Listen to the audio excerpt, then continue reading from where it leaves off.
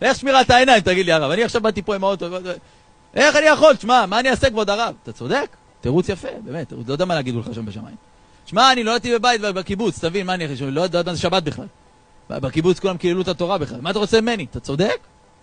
אתה צודק? אתה יודע מה שהם רוצה?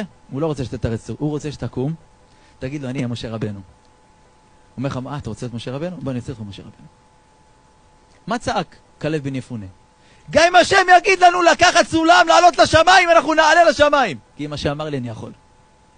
אין, אומר החפץ חיים, מה שקשה לך, כנגד זה יש לך כוחות אדירים, מה שלא היה בדורות הקודמים.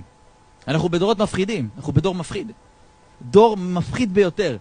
אבל ככל שהדור הזה, בחילה שאני אומר את זה ככה, כן, יבינו אותי, מסכן, הוא כביכול כיתה טיפולית. כביכול אנחנו צריכים עזרה.